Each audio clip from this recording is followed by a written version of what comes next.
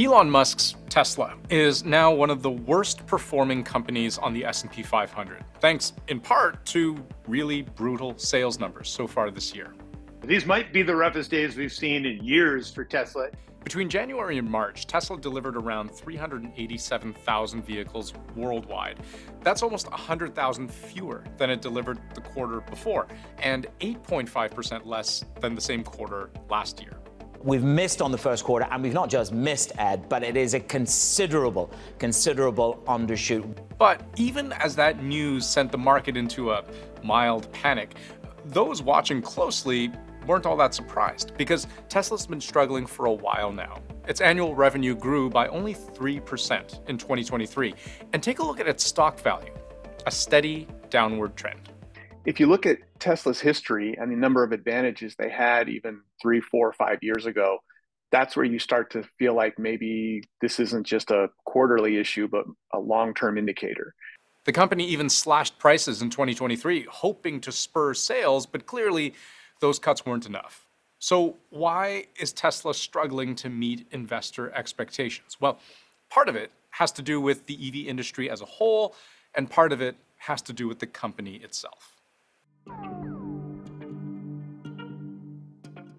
Let's start with the wider market forces at play here. While EV sales are still growing faster than gas-powered car sales in most countries, their popularity really has started to cool off, especially in North America. With consumer interest in all-electric vehicles seemingly coming to a stall, prices are dropping. EVs are having a bad time, like a really bad time. I've said it before and I'll say it again, ordinary people just don't want EVs. We know part of the hesitation around EVs is about whether cities are actually ready to support a major shift from gas to electric cars. Mainly, whether there are enough charging stations in the right areas and whether the stations that do exist even work. Can you two connect? Charger. Meet Rivian. Rivian. Meet charger. Connect. Error detected. A recent Canadian study on the state of charging infrastructure here found that less than half of people who actually owned an EV were satisfied with their province's public charging infrastructure. BC and Ontario reported just a 20% satisfaction rate. Range anxiety is a really important one, so the infrastructure that goes along with it. There's been some high-profile stories about people getting stuck, whether it was Canada or people using an F-150 to drive long distances. The other part for consumers is about money. High interest rates in both Canada and the US have made it considerably more expensive to lease a car, and EVs in general are still more expensive than gas-powered cars. And so you have people that were looking at maybe buying a Chevy Bolt or maybe buying the new Tesla model, and have said, you know what, this round I'm going to go back and buy a $40,000 car, internal combustion engine. I know how it works. I know what the upkeep of it's going to be, and I don't want to take on that extra cost right now.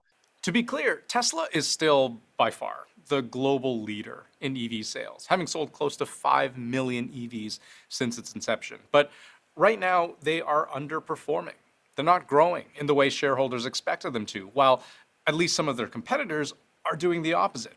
Tesla's biggest rival, for example, Chinese company BYD, actually had a better sales quarter in late 2023. And right now, the two companies are basically neck and neck.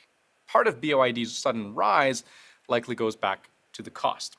The starting price for its newest car, the Auto 3, is currently listed at less than $17,000 US, while the cheapest Tesla you can buy right now is about $47,000. Well, the Chinese electric vehicle industry is kind of a unique circumstance. They have got full support from the government, and they've also got control of most of the global lithium supplies.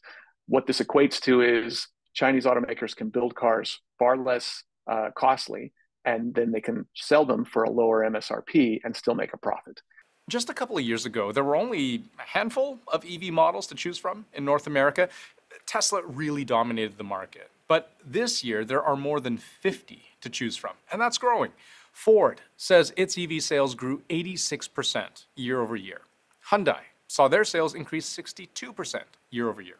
You look at how many more companies are out there competing with them for this exact corner of the market that they held for years uncontested. It makes sense that they're getting beat up. But there are also a few things very specific to Tesla that might have investors on edge. One thing that differentiates Tesla from pretty much every other EV company is its full steam ahead approach to self-driving cars. Their R&D in this area carries massive revenue potential for the company, but also a lot of risk. There it goes. Okay. Oh my gosh, it did it. Oh my gosh. That's crazy. Unbelievable. Right now, Tesla's self-driving software is characterized as a level 2, or partially automated system, which requires that the human still monitors all tasks and can take control at any time. The goal is to get it up to a level 5 in the near future, which would mean 0 human attention or interaction is required. I'm extremely confident that level 5, or essentially complete autonomy, will happen. And I think it will happen very quickly. Investors often list Tesla's self-driving tech as one of the main reasons that they expect the company to outperform its competitors in years to come. But so far, the road to full self-driving vehicles hasn't been all that smooth. Last year, Tesla agreed to recall 2 million vehicles, nearly every car it produced, over worries about the safety of its autopilot software. There were issues at intersections, issues following speed limits, and hundreds of reported crashes, some fatal. New video of a dramatic crash on the Bay Bridge.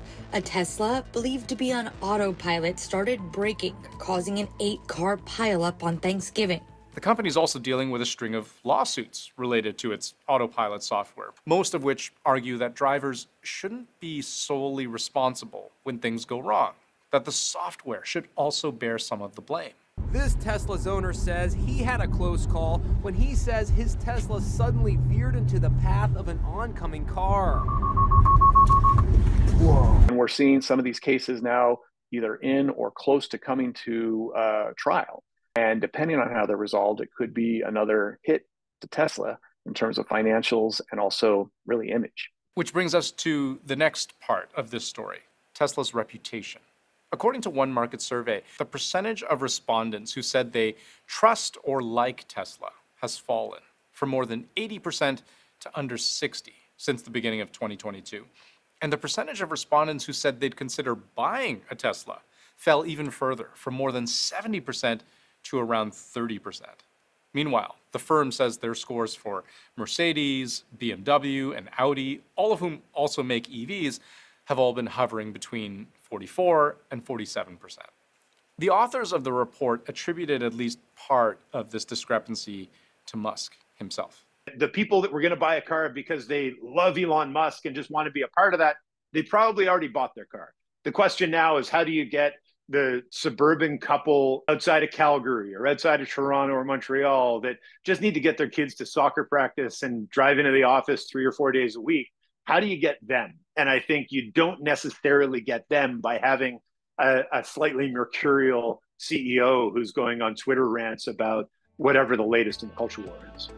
Analysts differ in how they view Tesla's long-term trajectory. Some believe this is just a blip for the company and that as EV infrastructure builds up, interest rates drop, and Tesla's self-driving tech improves, the company will come out ahead. And there is a lot of political support behind the EV market.